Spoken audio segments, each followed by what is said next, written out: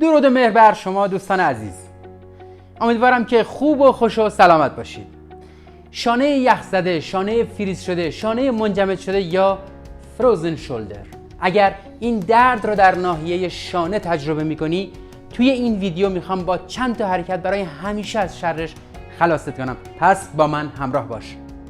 اگر پیج اینستاگرام ما رو فالو داشته باشید، توی پیج یه پست گذاشتیم براتون با یک ابزار، با یک وزنه، با یک صندلی، یه حرکت ساده بهتون دادم، اما نتونستم فرصت اینی که توضیح کامل بهتون بدم نداشتم. بیا تا بهت بگم به جزئیات دیتیل برات توضیح میدم. یه صندلی گذاشتی و یه وزنه. حالا این وزنه رو داشتی که داشتی، نداشتی برو بخر. نه، یه دونه بطری آب معدنی کوچیک برمی‌داری که کار اینو برات بکنه. خیلی خوب، روبروی صندلی ایستادی، پای راستت رو میذاری روی کفه صندلی یه طوری که یه زاویه باش داشته باشی، نمیخواد دقیقاً روبروش، چون قراره بری به سمت پایین. و حالا نکته‌ای که وجود داره، سعی کن این پا رو به بیرون نده، آسیب به لگنت نزن. تو میخوای شونت رو درست کنی، یه جای دیگه رو میذاری داغون میکنی. این پا رو روبرو نگه دار. اینها نکاتیه که وقتی داری کار رو انجام میدی باید به همش توجه کنی. وزنه رو به این شکل میگیری دستت، درسته؟ آروم آروم میری پایین. سعی کن خیلی فشار به کمرت نیاد. تو میخوای دستتو چیکار کنی؟ آویزون کنی به سمت پایین به این شکل. این شانه درد داره. این دستتو راحت بذار اینجا، هر چی دوست داری بذارش، خیلی کاری باش نداشته. ذهنتو درگیر این چیزا نکن. ببین این شروع میکنه به چرخش، باید دستت آویزون باشه. چرخش، حالا یکی میگه جهت عقربه های ساعت، یکی میگه خلاف عقربه های ساعت، چه اهمیتی داره؟ بابا هر دو سمتش باید بچرخونش، از راست به چپ 10 تا 15 تا، ولی دستتو آویزون کن. هر چقدر که از این سمت چرخوندی، حرکت در سمت مخالف هم انجام بده. دستتو آویزون کن، از شانه حرکت نکنه ها، آویزون باشه به سمت پایین. اگر خسته شدی برگرد دوباره انجام بده، اصلا مهم نیست. تموم شد، بریم برای حرکت بعد. حرکت بعدی دیگه وزنه رو بذار کنار، کاری با وزنه دیگه نداریم. به پهلو دراز میکشی. کدوم پهلو؟ اون سمتی که مشکل نداری. ببین من یه دونه متکا هم میذارم بالش کوسن، میخوام راحت باشم. دراز میکشم به پهلو. این دست میتونه زیر سر باشه اگر راحتی، اگر نیستی به این شکل سرتو بذار روی دستت، هر جوری که راحتی. اگر با وزنه کار کنی یه مزایا داره، اگر بدون وزنه کار کنی یه مزایای دیگه داره. ما میخوایم توی شانه، توی مفصل شانمون اکسترنال روتیشن ایجاد کنیم، یعنی چرخش خارجی بازو. من از وزنه استفاده میکنم که حرکت سخت‌تر و تأثیرگذارتر بشه. وزنه رو به این شکل گرفتم توی دستم. یه نکته بسیار مهم داره و اونم اینه که این بازو چسبیده به پهلو و دیگه ثابت میمونه. ساعد دستم با بازوی من زاویه 91.5 درجه ساخته، 90 تا 91.5 درجه، بیشتر نشه ها. تو این وضعیت گرفتیش، خب وزنه توی دستته، حالا اون بطری آب معدنی، بدون اینکه بازوت حرکت کنه. نکته هستا، دستتو میاری به سمت بالا، ساعد دستت رو تا هر جا که درد فشار بهت نمیاره و آزارت نمیده دستت رو بیار بالا. حالا ممکنه تا اینجا هم بتونی، البته نمیتونی اگه درد داری که اینقدر نمیخواد، حتی تا اینجا هم بیاد کافیه. برش کردم 10 مرتبه تا 15 مرتبه این دست. یه نکته خیلی مهم اینه که وقتی دستت میاد به سمت بالا، شونت نره به سمت عقب، خودتو به سمت عقب نمیدی، کامل بازو چسبیده به بدن. این دست ساعد میاد بالا و برمیگرده. اکسترنال روتیشن داری توی بازو. درست شد؟ این شد حرکت دومت با دستی که مشکل داری انجام میدی. اونی هم که مشکل نداره میتونه انجام بشه، اما نمیتونی روی این دست به پهلو دراز بکشی چون درد داری. اگر خواستی این حرکت رو انجام ندی، یعنی روی دستی که درد داره نخوابی، میتونی این حالت، مثلا دست من دست راستم مشکل نداره، این اکسترنال روتیشن رو توی دست راستم چیکار میکنم؟ انجام میدم. حالا چرا؟ علتش چیه؟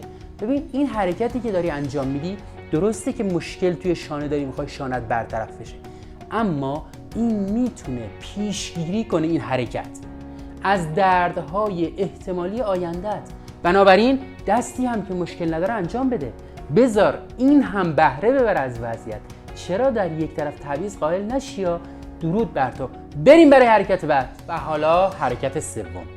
تو وضعیت چهارزانو میشینی. اگر دوست داشتی یه دونه کوسنم بذار زیر لگن تا راحت بشینی.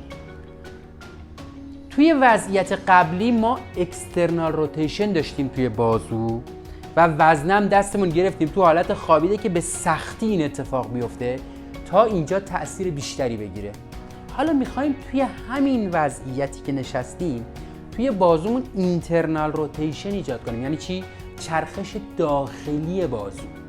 چیکار کنیم؟ 2 تا کار ما میتونیم انجام بدیم. 1. این دست توی این وضعیت که باز هم بازو چسبیده به بدن، میخوایم دست رو، ساعد رو بیاریم به سمت داخل. منتها باید یه چیزی مانع این بشه تا حرکت تأثیر بیشتری روی این ناحیه بذاره. 2 تا کار میتونیم بکنیم. یکی اینکه یه کش بندازیم کف دست، وصلش کنیم به یه جایی، به یه پایه صندلی، پایه میزی، یه جایی که محکم بمونه ها، و بعد کش رو میگیریم توی دست رو میچرخونیم ساعد رو به سمت داخل. باز هم شرطش اینه که بازو کامل به بدن فیکس بشه، شانه حرکت نکنه به سمت جلو و عقب، بدن ثابته، فقط ساعد میاد. اگر کش نداری میتونی دست مخالفت رو به این شکل بذاری کف این دست چپ که میخواد بیاد به داخل، دست راست مانع بشه، نذاره بیاد. میخوام اینجا درگیر بشه، نمیخوام به راحتی. ببین راحت میتونه حرکت کنه، چرخشه اتفاق میفته، اما تأثیر کمه. به خاطر اینه که میگم باید به سختی. اونجا هم اگر دیدی با وزن کار کردیم به خاطر این بود، وگرنه راحت میتونی دستتو بالا پایین کنی. پس یه مانع میذاری و دستت رو میاری به سمت داخل، برمیگرده، میاد به داخل که میخواد بیاد این مانع میشه، تو برگشت راحت برمیگرده. تو دست مخالفت هم حرکت رو انجامش بده. باز هم باید بگم دمت گرم. بریم برای حرکت بعد. و اما حرکت چهارم. برای حرکت چهارم احتیاجی به یک حوله داریم. یه حوله یا یه پارچه نرم. اینترنال روتیشن انجام شد، اکسترنال روتیشن هم انجام شد. توی این حرکت میخوایم چیکار کنیم؟ میخوایم ایزوتونیک کنیم. این حوله رو یا پارچه رو میذاریم زیر بغل. ببین من اومدم یه مقدار ضخامتش رو بیشتر کردم. به خاطر چی؟ فاصله پهلو با بازو بیشتر بشه. اگه خیلی درد داری یه مقدار فاصله‌شو کمتر کن. این که چقدر این فاصله باشه بستگی داره که چقدر میتونی شانتو، یعنی در واقع بازوتو بالا بیاری. توی این وضعیت دست راستت مچ دست چپت رو میگیره و حالا میخوای فشار بیاری به حوله. انگار داری یه اسفنج رو فشار میدی با داخل بازوت به پهلو. فشارش میدی، 10-15 ثانیه نگه میداری، ولش میکنی، شلش میکنی، مجددا 10-15 ثانیه نگه میداری، ولش میکنی. بعد از این که 3 بار 4 بار تا 5 بار انجام دادی، تو دست مخالفت هم حرکت رو تکرار کن تا بریم برای حرکت آخر. این که تا اینجای ویدیو با من همراه شدی نشون میده که برات اهمیت داشته.